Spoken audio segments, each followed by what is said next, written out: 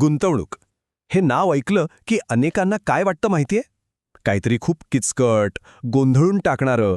असं वाटतं की हे आपलं कामच नाही, फक्त मोठ्या तज्ज्ञांसाठीच आहे. पण थांबा जरा. आजची जी गोष्ट आहे ना, ती नेमकी हीच समजूत बदलणार आहे. तर या गोष्टीचा जो हिरो आहे तो आहे रवी. आणि रवी म्हणजे आपल्यापैकीच कोणीतरी. म्हणजे त्याच्यासाठी सुद्धा गुंतवणूक म्हणजे एक असं कोडं होतं जे कधी सुटणारच नाही. त्याच्या डोक्यात ना एक गोष्ट अगदी फिट बसली होती की हे गुंतवणुकीचं वगैरे काम आपलं नाही, हे तर तज्ज्ञांचं काम आहे. आणि खरं सांगायचं तर हीच ती एक न दिसणारी भिंत होती जी त्याला गुंतवणुकीच्या फायद्यांपासून लांब ठेवत होती. म्हणजे रवीने कधी गुंतवणुकीचा विचार जरी केला ना, तरी त्याच्या डोळ्यासमोर काय यायचं? ते मोठमोठे लांबलचक फॉर्म्स, काहीतरी कठीण शब्द जे कधी कळायचेच नाहीत, आणि वरून एजंट लोकांचे ते न संपणारे फोन कॉल्स. खरं तर ही जुनी पद्धतच अनेकांच्या मनात एक प्रकारची भीती बसवते. पण बघा, म्हणतात ना की प्रत्येक मोठ्या बदलाची सुरुवात अगदी छोट्याशा गोष्टीतून होते. रवीच्या बाबतीतही अगदी तसंच घडलं. त्याच्यासमोर असा काहीतरी मार्ग आला ज्याचा त्याने विचारसुद्धा केला नव्हता.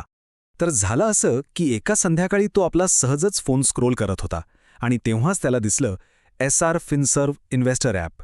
आजकालच्या जगात मोठमोठे बदल असेच होतात बघा, अगदी सहजपणे, अचानकपणे. त्याच्या मनात थोडी उत्सुकता होती, थोडी भीतीही होती, आणि त्याच भावनेने त्याने त्या गेट स्टार्टेड बटनावर टॅप केलं. आणि समोर जे उघडलं ते पाहून तो थक्कच झाला. अरे वाह! न कसले कॉल्स, न कागदपत्रांचे ढिगारे. त्याच्या डोक्यात जे काही होतं त्याच्या अगदी उलट. एक एकदम सोपी, सरळ स्क्रीन त्याला पुढच्या स्टेप्स दाखवत होती. आणि बस, इथूनच खरा बदल सुरू झाला. गुंतवणुकीच्या वाटेवरचा जो सगळ्यात मोठा अडथळा असतो ना, म्हणजे ती सुरुवात करण्याचीच किचकट प्रोसेस, तो अडथळाच इथे नव्हता. तो पूर्णपणे गायब झाला होता. आणि प्रक्रिया इतकी सोपी होती की काय सांगावं. फक्त 3 साध्या पायऱ्या. 1. आपलं अकाउंट तयार करा. 2. तुमची माहिती व्हेरीफाय करा. आणि 3. तुम्हाला हवी ती गुंतवणूक निवडा. झालं. सगळ्यात भारी म्हणजे प्रत्येक स्टेपवर त्या ॲपने त्याला एकदम सोप्या भाषेत सगळं समजावलं. आणि मग काय, याचा रिझल्ट असा की काही मिनिटांच्या आत रवी ऑनबोर्ड झाला होता. कमाल म्हणजे कुणाचीही मदत न घेता, स्वतःच्या स्वतः. जी गोष्ट त्याला एखाद्या मोठ्या डोंगरासारखी वाटत होती ती त्याने अगदी सहजपणे पार केली होती. आणि तो जो क्षण होता ना, तो त्याच्यासाठी खरंच खूप महत्त्वाचा होता. आयुष्यात पहिल्यांदाच त्याला गुंतवणूक करणं हे भीतीदायक नाही वाटलं. उलट त्याला एक प्रकारचा आत्मविश्वास आला की हे आपण करू शकतो. त्याच्या मनातल्या भीतीची जागा आता एका नव्या, सकारात्मक ऊर्जेने घेतली होती. बरं, मग या नवीन आत्मविश्वासाने रवीच्या आयुष्यात पुढे काय घडलं? आता पाहूया त्याच्या या प्रवासाचा पुढचा आणि सगळ्यात महत्त्वाचा टप्पा. जेव्हा त्याने त्याची पहिली गुंतवणूक यशस्वीपणे केली तेव्हा त्याच्या मनात एकच विचार आला, अरे, इथे तर कोणी मध्यस्थच नाही, कसलाही गोंधळ नाही, सगळं काही आपल्या कंट्रोलमध्ये आहे. खरं तर या 3 वाक्यांमध्येच सगळं काही आलंय. आणि हे जे नियंत्रण त्याच्या हातात आलं होतं त्याचे फायदे काय होते?